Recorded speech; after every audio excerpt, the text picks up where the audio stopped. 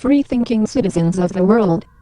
Many people think they understand anonymous, but, as an amorphous, opt-in entity, anonymous is, if we might understate ourselves, fractitious at best, and anything but unanimous.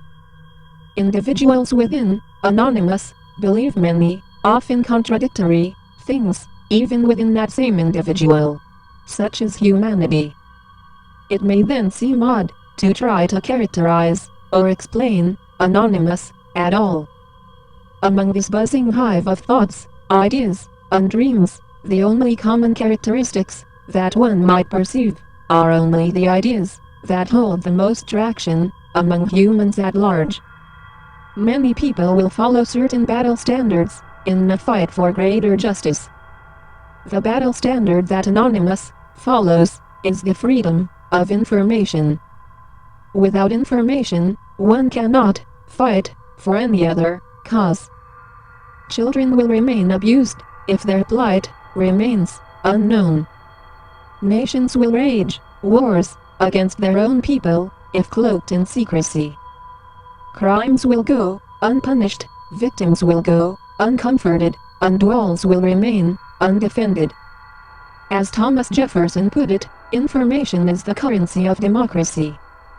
But we would go further and say that information is the lifeblood of society.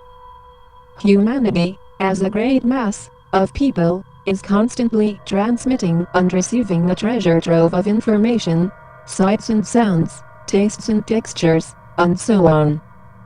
As humanity has pushed the boundaries of technology, we realize now that this act of sharing information acts as a kind of collective processing. Fashions, conventional wisdom, and even the scientific method itself are all the product, not of a single genius, but of countless humans laboring together. As beautiful as the collective dreaming of mankind may be, there are nevertheless those who wish to stifle the free exchange of information. The reasons for this are numerous.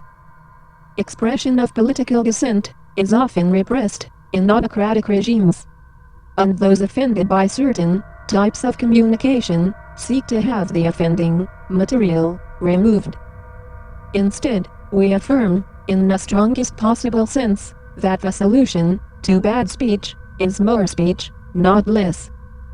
When information is hidden from view, for any reason, its sudden and inevitable revelation is necessarily shocking and cause for alarm.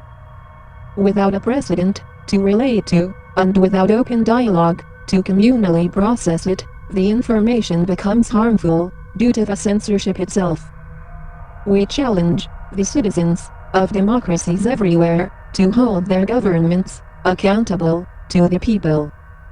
Insofar as the public is aware of what is being done in their name, then we leave it to the institutions of law and the ballot box to decide what is best for these nations.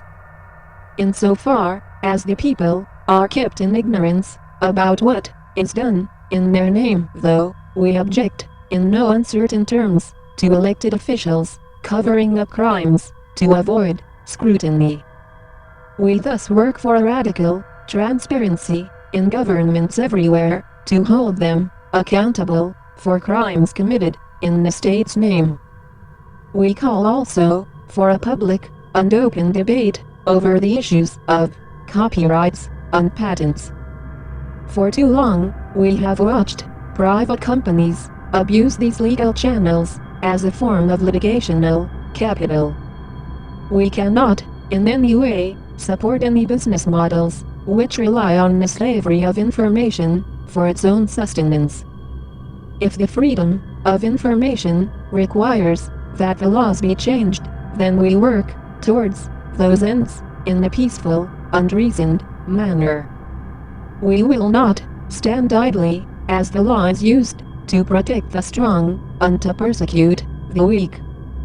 We understand that money is required to promote the arts and sciences, but we cannot allow the law to be used to enforce an empire of tyranny, harassment, and abuse.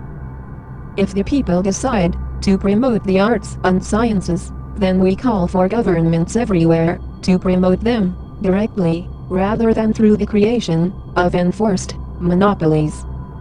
We thus call for governments everywhere to promote freedom of information, whatever, wherever, and however it may arise. Governments which refuse to change with the changing world risk being left behind by it. We are anonymous. We are free. And we wish you would be too.